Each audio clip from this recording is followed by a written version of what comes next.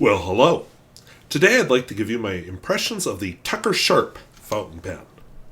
This is a vintage US pen of a lesser known manufacturer, so let's dive into it. Well, hello. Today I'd like to talk to you about the Tuckersharpe fountain pen. So you can see it here with my squirrel holding it up. Let's take a closer look. So it has an orange cap that says sorry, I'll turn it this way and then you can actually read it. It says Tuckersharpe on it. Turn it back the other way. You can see on the lever it says Made in USA. Nothing else on it. Open it up. They actually have a clear section, which is kind of cool. A clear feed, which can be really fun because a clear feed, kind of takes the color of the ink. The nib says, although it's misspelled, very smooth, medium, USA. So, US made nib. I highly doubt that it's gold, but it does appear to be a tipped nib, which I've run into a few vintage pens where that's not true. So, a pen like this deserves a special ink. So, we'll put some Parker Quink washable blue in it, but my bottle is running really empty. So we're going to use this fun little thing. This is an ink miser. I can pour my ink into it, because I'm actually going to film 3 videos today. At least 3. And I'm planning to use up all the Parker Quink washable blue today. Might not. I mean, that's a lot of ink, but still. Hard to fill it out of the bottle with this.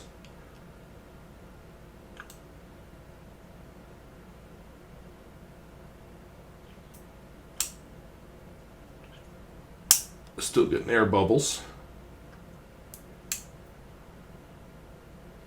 Give it some time to fill up the bladder.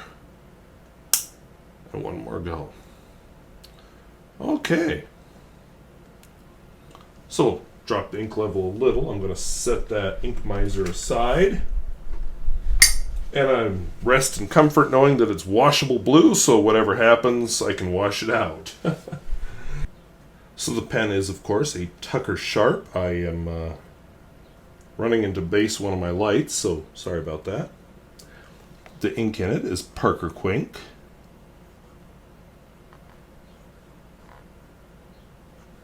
Washable blue.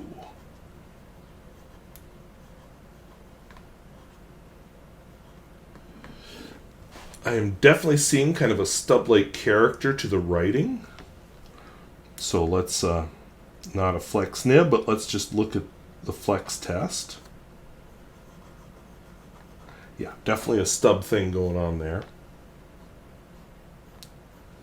That test really shows there is. And there's me putting some pressure on. So you get a little bit more, but, a lot of line variation with no pressure. So I'm impressed by that. And my oblique test shows it's not an oblique nib. Wetness and flow.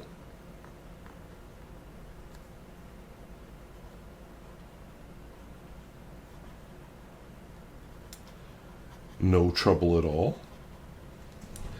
The smear test.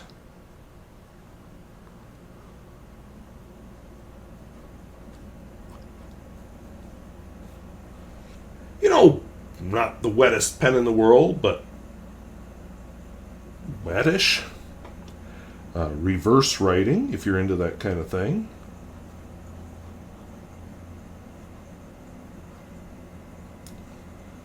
I'm curious with this pen how that's going to go. Okay, I'm going to say a reverse, not stub because it has tipping, but cursive italic-ish thing. Actually, I'm not 100% sure that it has tipping.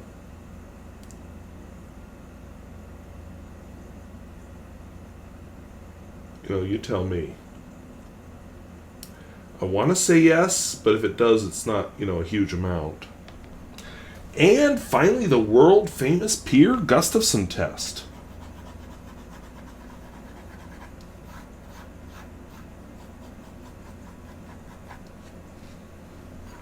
So, all in all, the first impression is good. But we're going to talk, because I've got more to say about my experience with this pen. Alright, so that's the Tuckersharpe fountain pen. One thing that I didn't run into during the time I had it inked up was previous usages. I had a drying out problem, I didn't this time, but one thing I see is, the cap can turn very easily while it's posted. So, I don't know, it doesn't make the best seal, I guess. The writing experience is fine, nothing amazing, but a perfectly reliable pen, but not exciting. But, I just know that previously I had trouble with it drying out, and I don't know if it was the ink I was using this time, because I think I used Parker Quink Washable Blue this time. That's a surprise. But anyway, it didn't dry out for me. Then I left it go for about a week at one point, and it didn't dry out. So, pocket test. No problem fitting in. Except this time, there's a weird little crease or lip or something in my pocket there. Didn't like going over that. But the regular pocket, no problem. I'm happy with it. I'm content with it. It's I'd keep it because it's vintage and unique. Not because it's an amazing writing experience, but perfectly good pen. So I did provide a link down below to a tuckersharpepen.com. It mentions that they produced promotional click pens between the 1950s to 1970s. They also went by the name Tucker Pen. Just looking through it, I see nothing about fountain pens. So I don't know, did they take a brief foray into the fountain pen world and then say, let's go on this new type of pen or what? I don't know. But I don't know. The URL is owned by Sound Feelings Publishing, and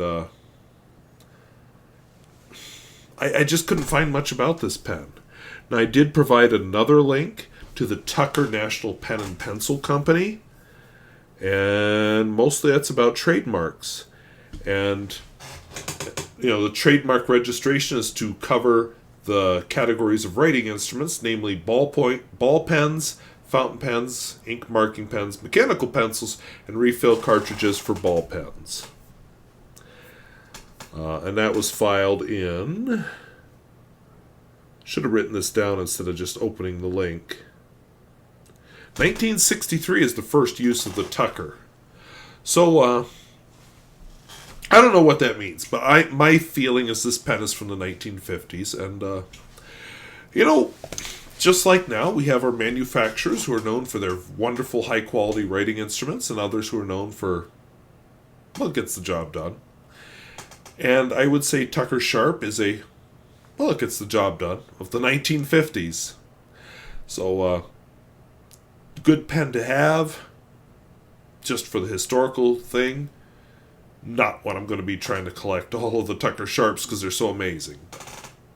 Anyway, I don't know where that leaves me or leaves you, but I have had this pen for years, and I actually filmed a first impression of it when I first got it, and that was the hard drive it was an external hard drive that had all these on it that just, sorry, I'm squeaking on my chair, that just went boop onto the floor, and that was all she wrote for that hard drive and every video on it. And I realized that, I guess it was last summer that, I've had this pen, there's no video on it. So I filmed the writing sample over the summer, and now it's September 27th, and I'm filming the talking part of it, so good to get that in. And like I said, I've had this pen for... Okay, so the year I got it, I actually had a student named Tucker, and he would have graduated last year, I think. Or the year before. No, last year. So if he graduated last year, he was a freshman when I got it, so it's 4 years before that. So I've had this pen for 5-6 years, something like that. So, glad I finally got that first impression out of the way. So, well, thank you for watching. We'll talk to you later. Bye-bye.